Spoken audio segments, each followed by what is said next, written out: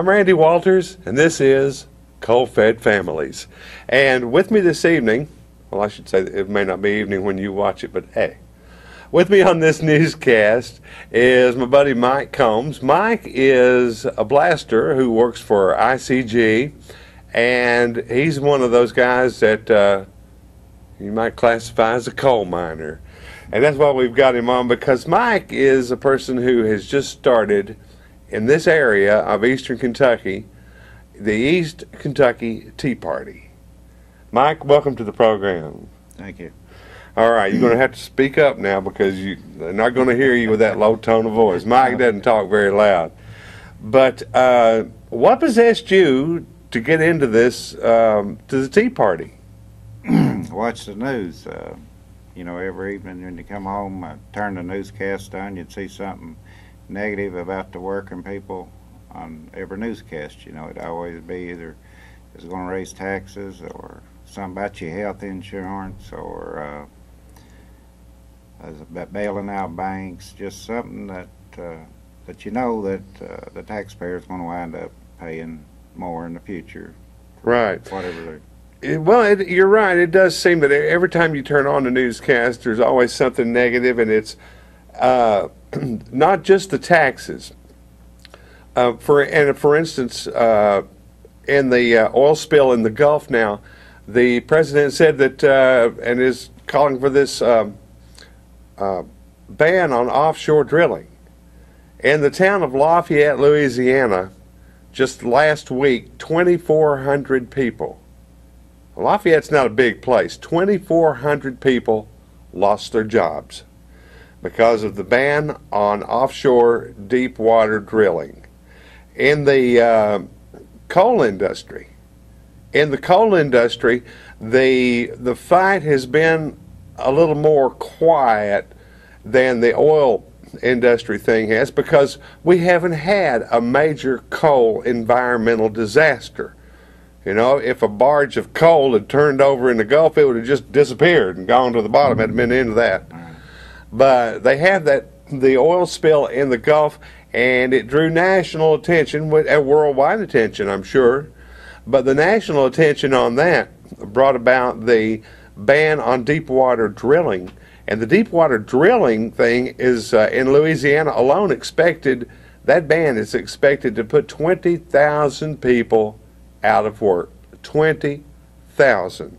Now, in the coal fields, like I said, we haven't had an environmental disaster, but still yet, on a daily basis, the EPA, the Army Corps of Engineers, and the state of Kentucky's very own bureaucratic mess are causing the industry tremendous amounts of money and slowdowns, and has caused them to even have to change the way they're mining. You're at the mountaintop with the valley fields. It's something that we have, I think, 3 or 4 valley fields on the job I work on, and then we got them all filled up. So now you're going to have to go back to contour mining. Right, or haul it up and make new mountains. You know, I mean, it costs a lot more money when you haul it uphill than when you put it in valley fields. Right.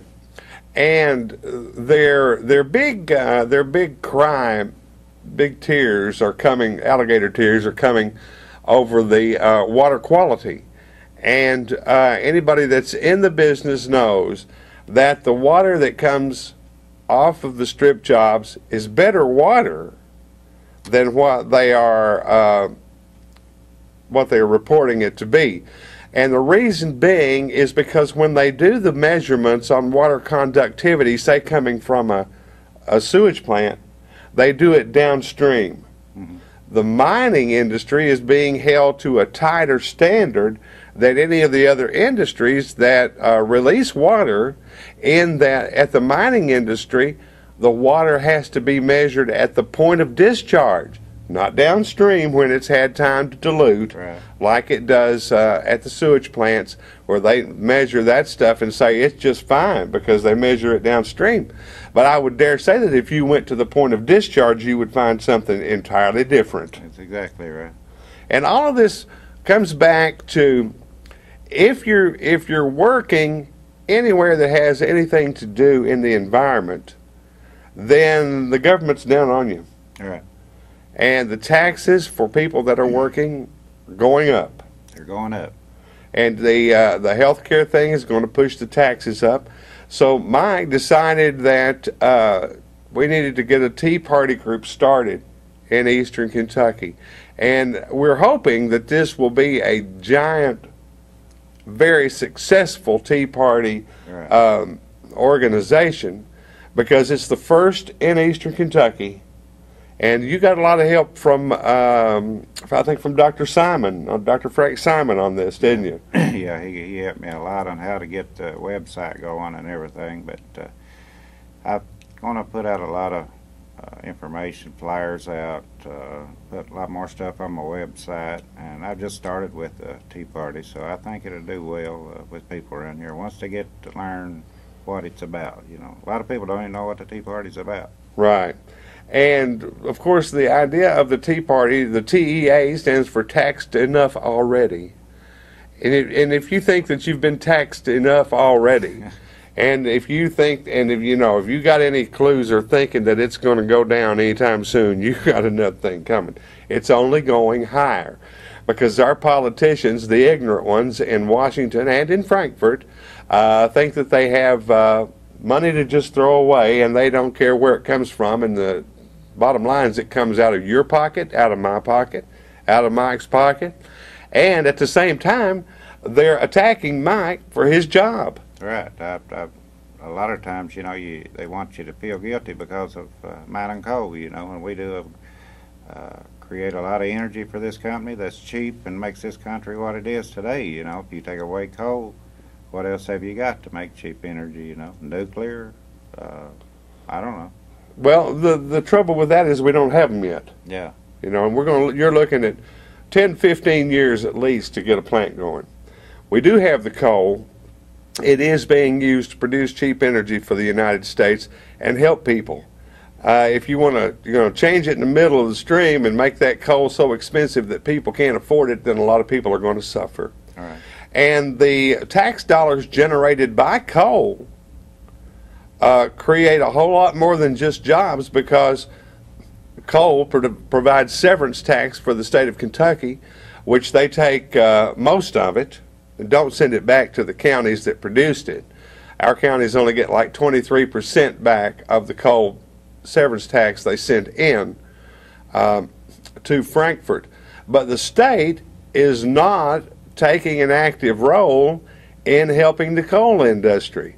And that's a big question in Kentucky. Why is our state government, our governor, what's his name, Steve-O, why is he not taking an active interest in it? And that's why the Tea Party is so important. The Tea Party that Mike Combs has started is at eastkyteaparty.com. That's eastkyteaparty.com. And you need to sign up on this. We all do. I have. And we need to get everybody that we can to sign up on this thing. That way we can start getting together, having meetings, and deciding who's going to help us, who's going to help coal, who's going to help the working people, and which of those politicians are not, and we can go against them. Yeah, that's true. So everybody we can get to sign up is better for the working people. Right. There you go. Hey, thanks for watching. We'll be back with more right here on Coal Fed Families.